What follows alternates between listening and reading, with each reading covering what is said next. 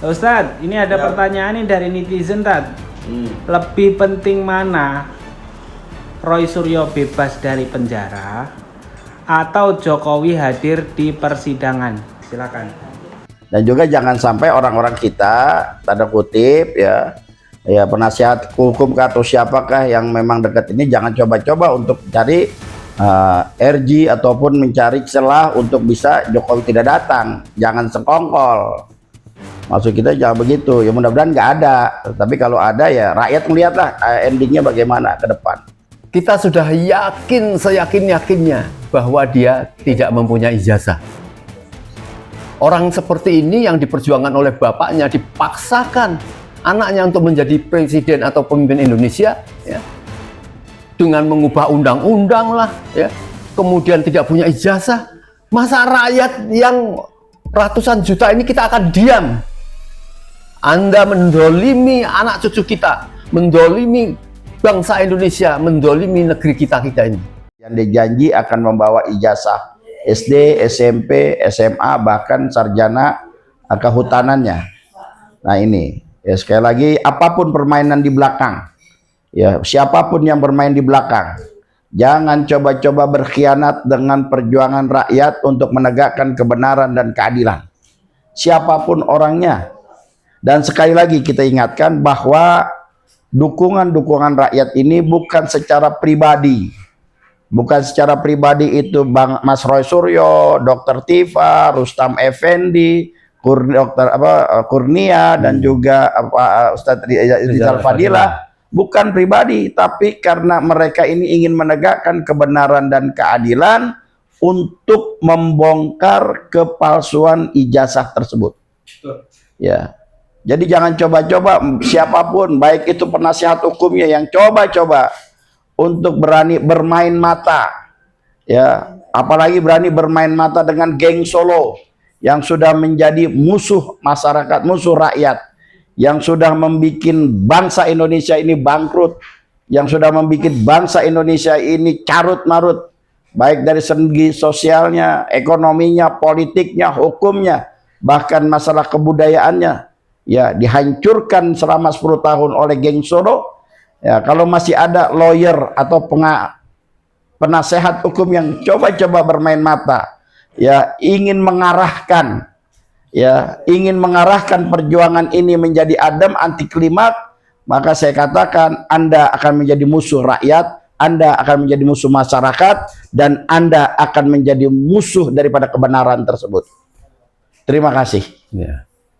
Pak Mursalin, tanggapannya? Ya, dengan pertanyaan yang sama dan sudah cukup lengkap, tegas, pendek dari Bang Eka.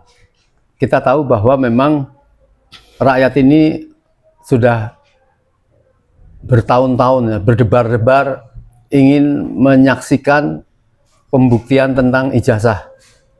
Dan salah satu halnya adalah penantian terhadap sidang pengadilan, ya, yang mestinya akan menghadirkan Joko Widodo yang telah berjanji ataupun di cover oleh para pengacaranya akan hadir.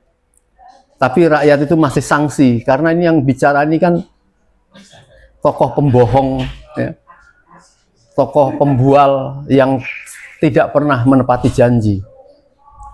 Oleh karenanya banyak orang bertanya mengapa tadi sidang terakhir atau sidang pada Dr. Tifa agak sepi karena sudah menduga tidak akan bisa menghadirkan Joko Widodo di dalam persidangan ini. Maka tentunya pertama saya harus mengingatkan, bersyukur seorang pejuang seperti Dr. Tifa, Dr. Roy Suryo yang mengedukasi masyarakat tentang bagaimana kepalsuan ijazah bukan saja yang diciptakan termasuk di dalamnya oleh Jokowi, tetapi adalah para bedugal-bedugalnya, ya, yang telah memposisikan ijazah palsu itu, yang faktanya itulah yang didaftarkan di beberapa KPU baik dari Solo, DKI ataupun Pilpres itu. itu memang sangat terbukti kepalsuannya. Oleh karenanya masyarakat harus tetap menuntut sebagaimana yang telah dijanjikan oleh Jokowi bertahun-tahun, ya sejak tahun yang lalu, mengatakan bahwa akan menghadiri, membuktikan ijazahnya di persidangan itu. Sedangkan persidangan itu tidak akan menghadirkan dia karena tentu permintaan dia kepada, katakanlah, termul-termulnya, kalau kalian sampai menghadirkan saya di dalam persidangan itu yang nanti pasti akan dikupas sebagaimana janji-janji dari Dr. Tifa, Dr. Roysuryo dan lain sebagainya, akan mengkuliti, tetapi itu semua tidak terjadi. Ini menjadi kekecewaan masyarakat. Artinya tidak akan pernah membuktikan, dan ini menjadi kesalahan semua. Dan tentunya bersyukur Roysuryo dan Tifa yang sudah diikuti masyarakat, percaya dengan penelitiannya, percaya dengan hipotesa secara saintifiknya, cocok dengan apa yang dipahami oleh masyarakat, yaitu itu memang palsu. Jadi kita tidak bicara tentang alhamdulillah sudah bebasnya dari kriminalisasi atau pencemaran dari orang itu, bukan bicara itu. Kita utamanya adalah bagaimana pembuktian ijazah itu, bahwa kemudian nanti akan menimpa kriminalisasi terhadap orang itu, ya tentu rakyat akan berjuang juga lebih besar. Bukan berarti mengorbankan kemudian dia tidak membuktikan. Dua-duanya kita akan buktikan bahwa ijazah itu adalah tidak benar, dan tentu tidak ada pencemaran nama baik itu, kecuali kalau ijazah itu dihadirkan secara benar di persidangan, Jokowi hadir, sudah dihujani dengan pertanyaan, ternyata itu benar, itu maka terbukti mengkriminalisasi atau mencemarkan nama baik. Dikatakan dia mencemarkan nama baik kalau ijazahnya itu betul-betul. Jadi kita semua berani untuk menunjukkan itu. Maka tentu kita semua harus memperjuangkan, ya, jangan sampai pekerjaan sudah bertahun-tahun ini akhirnya tidak bisa membuktikan itu.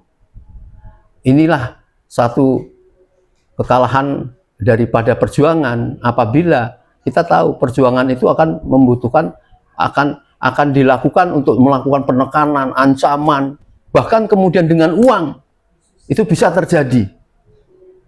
Jadi kalau kita tidak tidak lurus, ya, tidak istiqomah, itu bisa akan terjadi.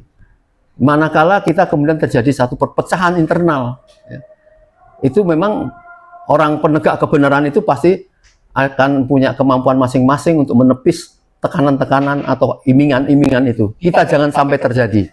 Ya. Saya kira mungkin itu, Mas Arief. Ustaz, ini ada pertanyaan nih dari netizen, Tad.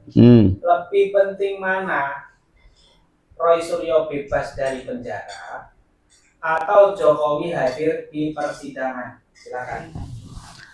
Lebih penting mana, Roysuryo di penjara atau Roysuryo dibebaskan atau Jokowi hadir ke persidangan? Yes.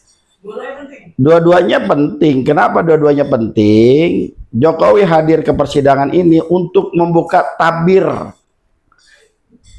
membuka kotak Pandora tentang keaslian daripada ijazahnya, ya, tentang keaslian atau kepalsuan ijazahnya yang dia sendiri bilang melalui penasehat hukumnya akan hadir dalam persidangan, bahkan akan membawa ijazahnya dari SD, SMP, SMA sampai sarjana kehutanan.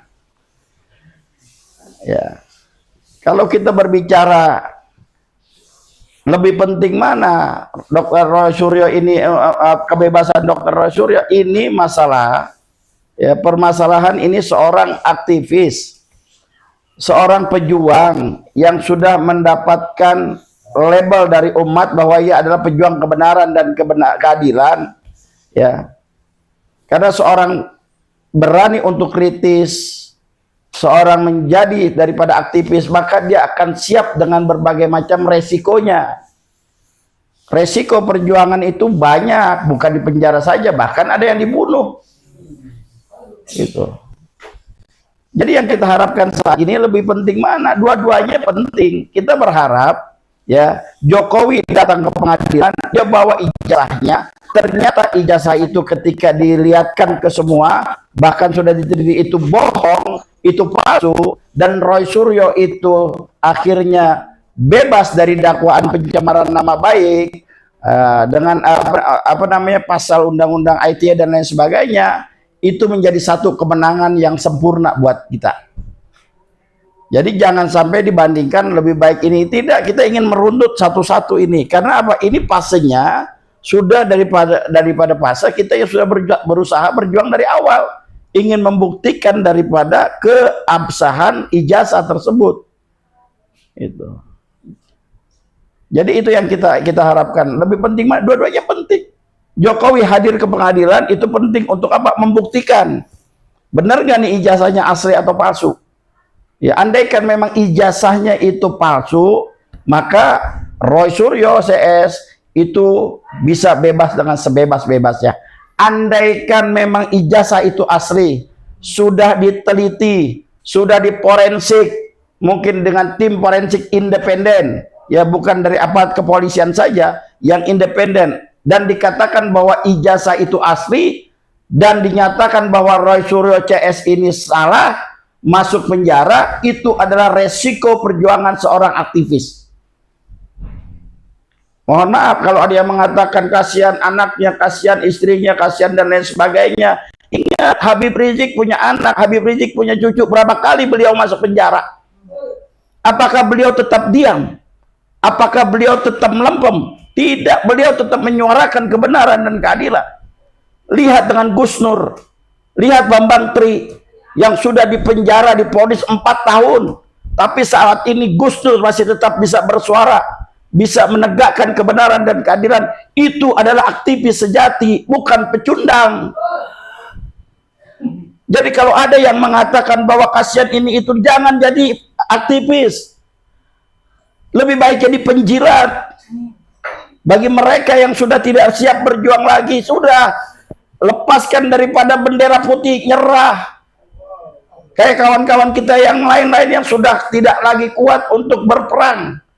Ya, ada seseorang yang sering mengirimkan daripada podcastnya, dikirimkan berbagai macam ayat, hadis dan lain sebagainya. Saya katakan lebih baik Anda ini, ya, lebih baik Anda ini menjaga kesehatan Anda, diam saja, nggak perlu mengkritik daripada kawan-kawan Anda yang masih mau berjuang, masih mau menegakkan kebenaran dan keadilan. Lebih baik kalian diam kalau sudah tidak mau lagi berjuang. Biarkan kami yang masih ingin berjuang akan terus menegakkan kebenaran dan keadilan. Allahu Akbar. Takbir. Allahu Akbar. Begitu Bang Arif. Kalau dari Bang Mursalin, apa tanggapannya Pak? Tentang pertanyaan tadi. Ya, jadi bukan sebuah pilihan tentang bahwa apakah lebih senang Rasulullah bebas dan Jokowi hadir. Jokowi hadir. Tentu kita menginginkan kedua-duanya ya. Kalau sampai kemudian Roy Suryo di penjara, apakah rakyat diam 1000 bahasa? Lawan. Pasti kita akan lawan karena dia sudah dari awal berani untuk melakukan penelitian dan membuktikan tentang kepalsuan ijazah itu. Kemudian dia akan dikriminalisasi di penjara. Rakyat tentu tidak akan diam. Kita akan lawan. Bahwa tentang perlunya penghadiran Jokowi dalam persidangan itu adalah memang merupakan kunci, dan sekaligus kita tahu ada pesanan kepada para pembela-pembelanya jangan sampai dihadirkan di dalam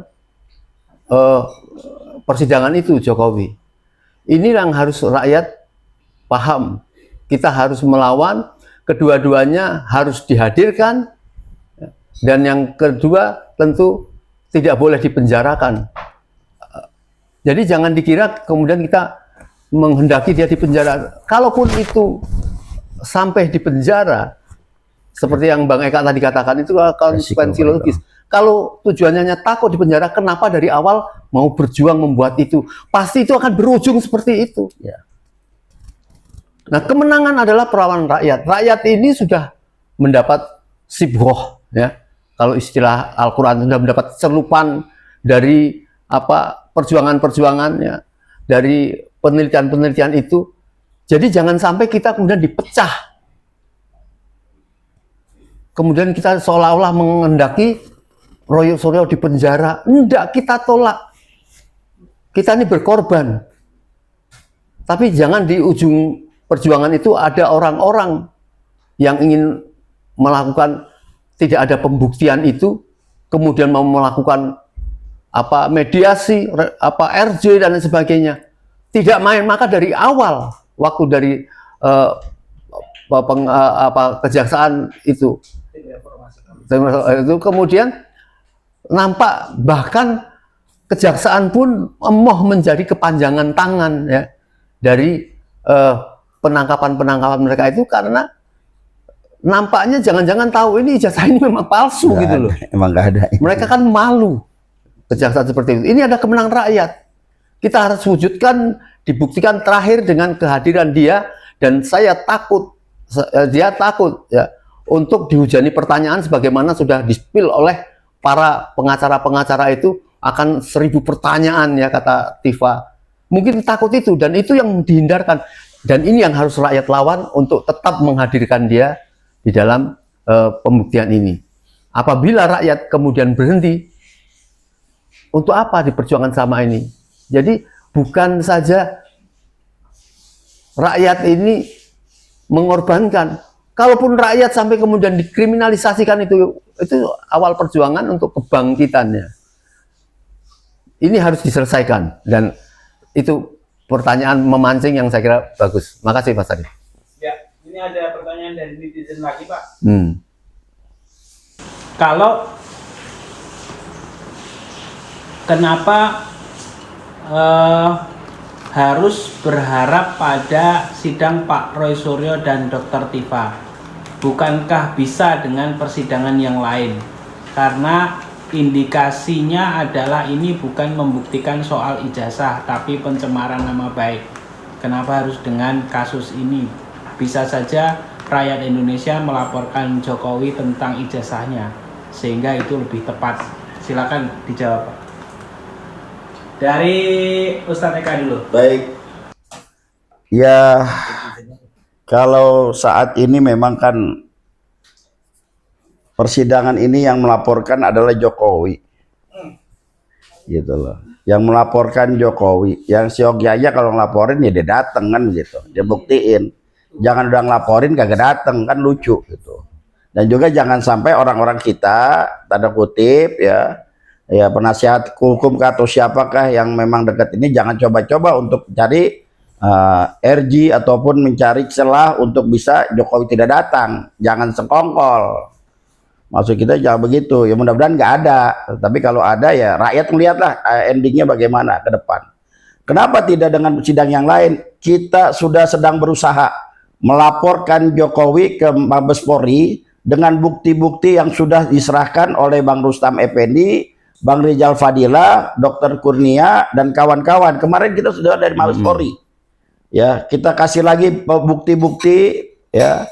Siapa-siapa orang yang harus dipanggil, contohnya Eko Sulistyo dan Pratikno, yang disinyalir mereka lah yang membuat ijazahnya Jokowi di Pasar Pramuka.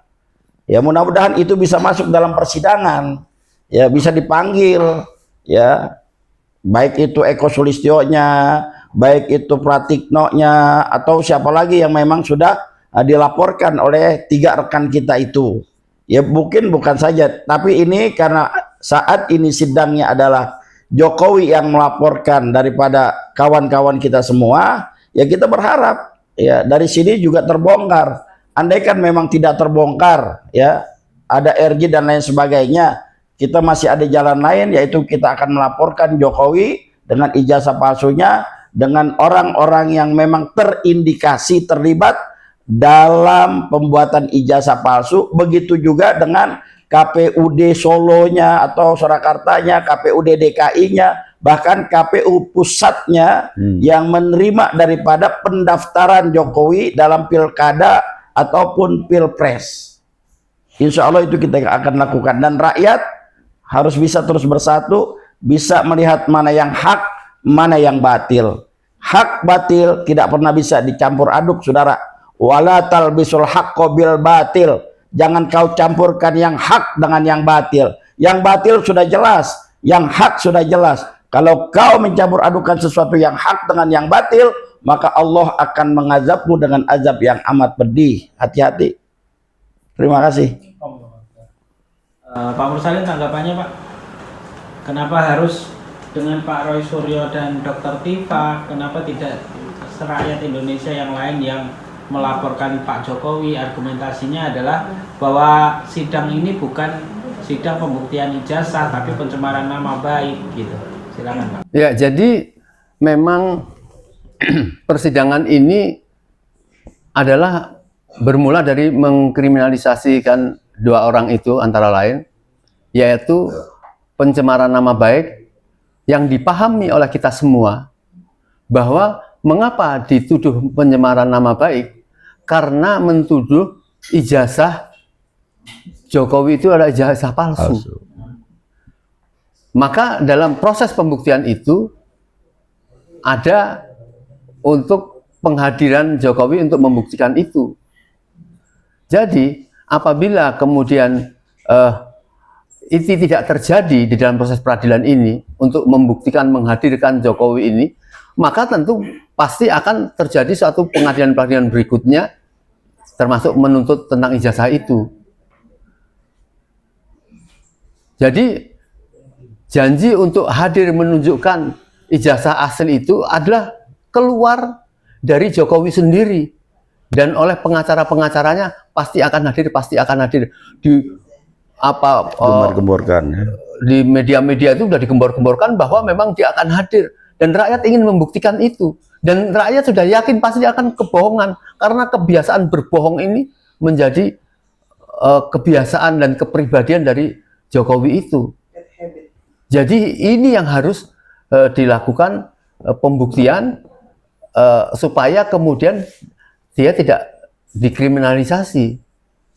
Tapi bukan semata-mata kemudian ya sudah dia dibebaskan, tidak kena kriminalisasi, tapi tidak akan membuktikan. Ini tidak seperti itu. Perjuangan terbesar kita adalah tetap membuktikan ijazah palsu itu, karena ini bukan suatu kejahatan biasa. Ini kejahatan yang dilakukan untuk mendowngrade atau menjatuhkan bangsa dan rakyat ini.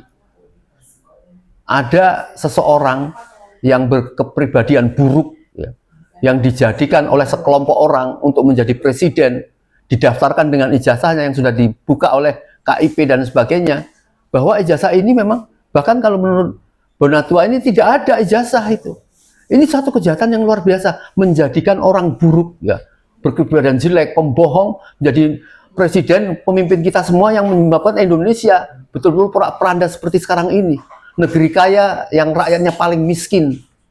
Maka teriakan-teriakan rakyat itu Nepal itu ya, bukan sekedar Nepal, negara Nepal, tetapi bahkan Nepal itu dia tidak punya negarawan, ya, sebagai orang negarawan yang palsu, kata siapa, Nepal, negarawan palsu. Negarawan palsu, nggak ada jiwa negarawan ini.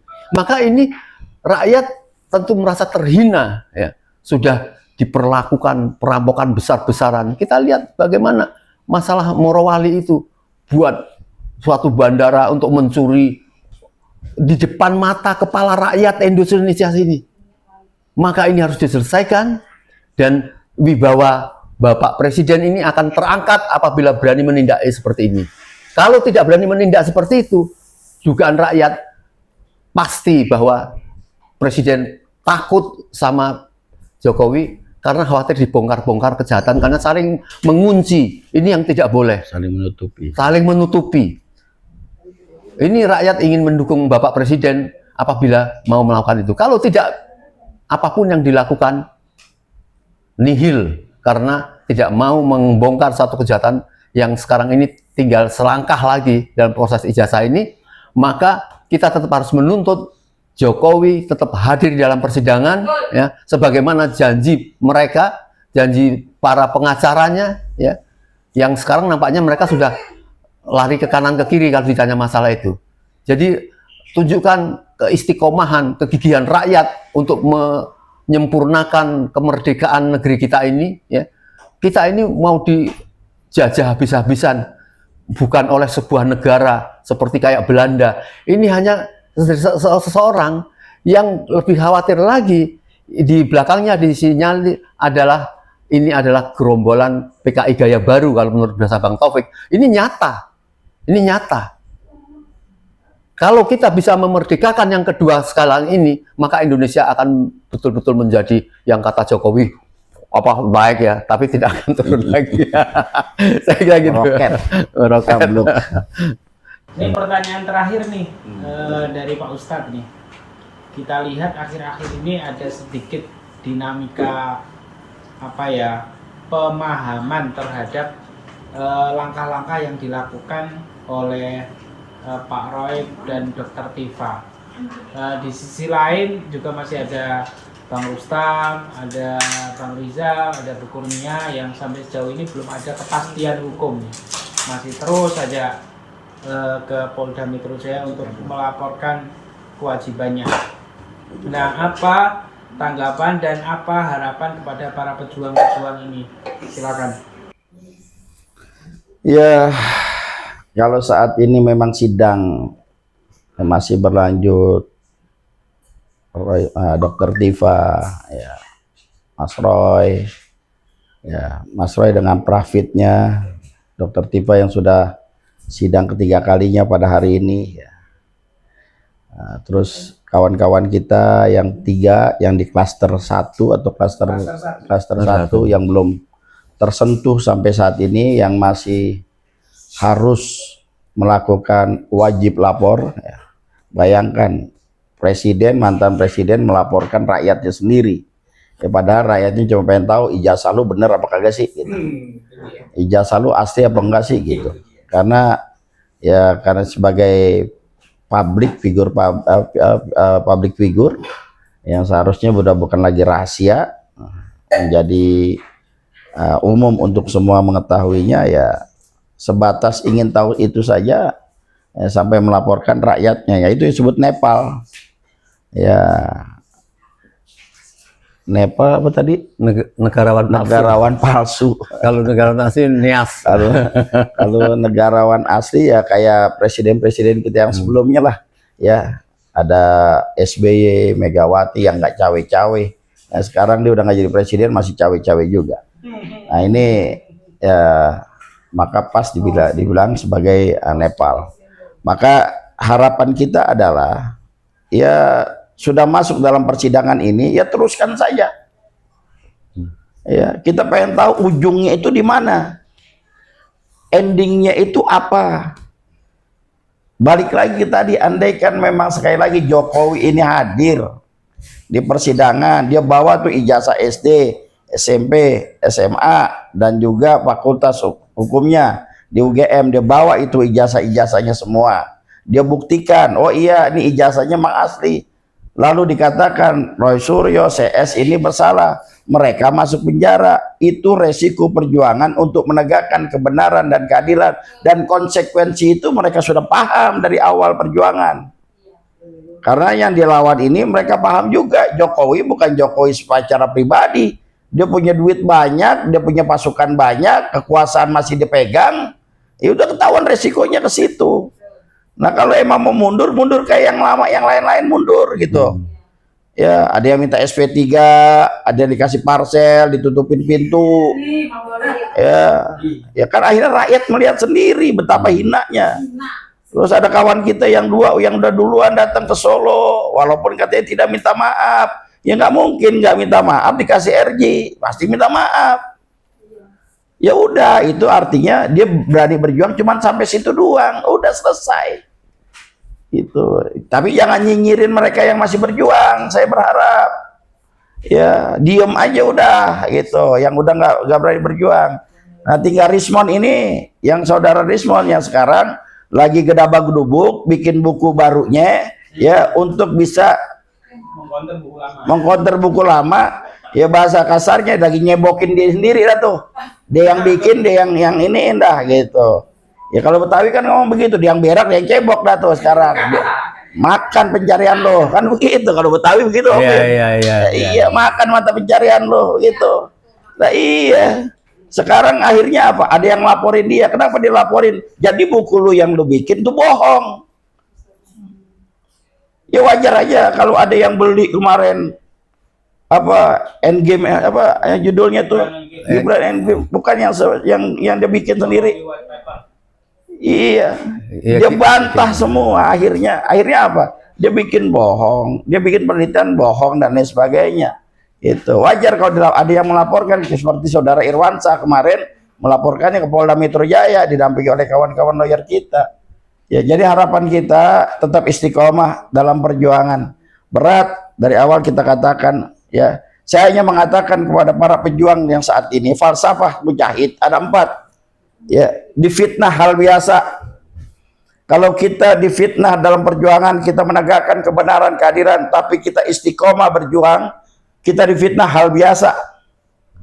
Ya, di penjara itu ujlah. Ya, andaikan memang besok Mas Roy Suryo, Dr. Tifa dan kawan-kawan yang lainnya di penjara itu uzlah. Apa uzlah? Menyendiri.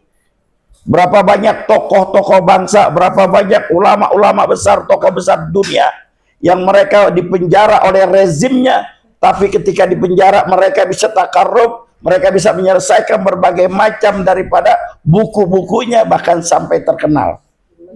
Yang ketiga ini, andaikan memang dibenci dalam kampungnya, dia rihlah, diusir dari kampungnya, rihlah.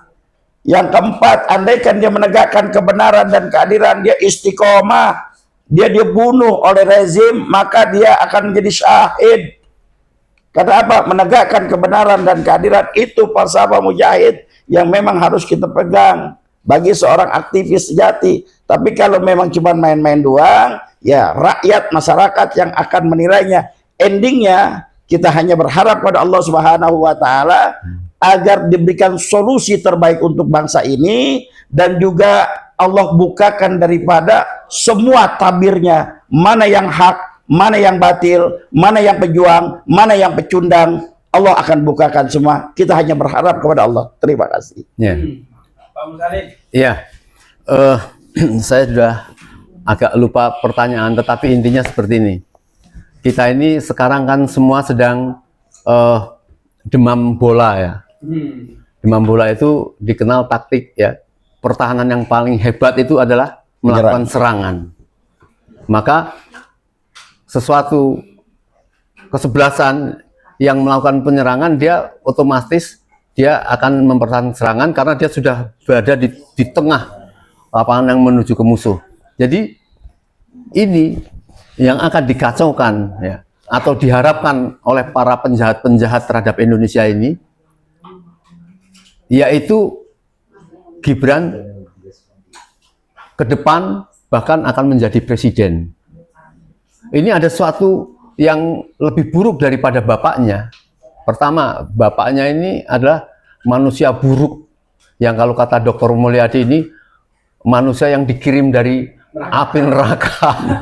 Maka didambakan ke bumi, maka kehancuran bumi ini seperti ini. Ini kalau kita tidak berani mengelak.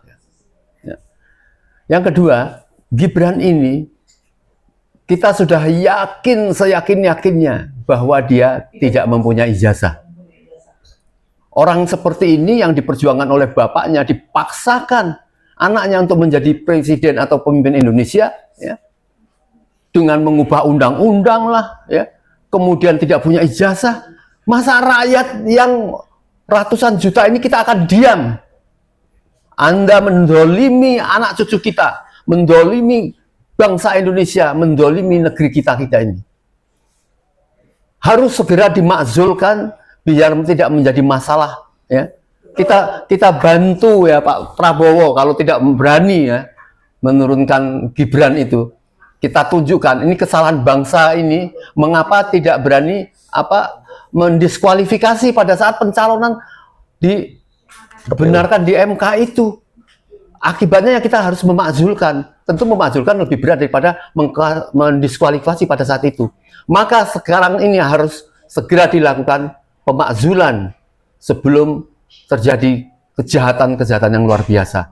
Ini yang harus menjadi perjuangan kita, bukan hanya sekedar membuktikan ijazah. Kalau masalah ijazah, rakyat semua sudah paham, selesai. Ini sudah ijazah palsu, dan bahkan Bonatua dengan meyakinkan bahwa dia tidak punya ijazah.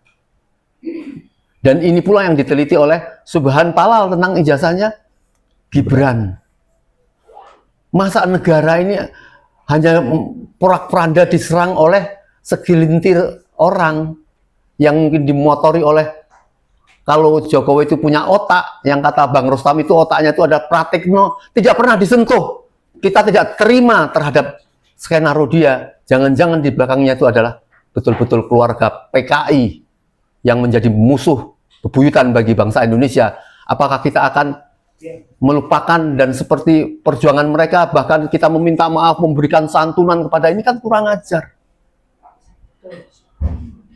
Inilah yang menjadi perjuangan kita. Marilah kita bersama-sama untuk segera, ya, biar yang lain tetap membuktikan itu. Sebagian rakyat, dan saya yakin ARM, ya, sudah berteriak-teriak, ya, untuk pemakzulan Gibran, si manusia cabul ini. Ya. Sekian, ya. Terima kasih Pak Mursalin dan Ustaz Eka. Wassalamualaikum warahmatullahi wabarakatuh. Waalaikumsalam warahmatullahi wabarakatuh.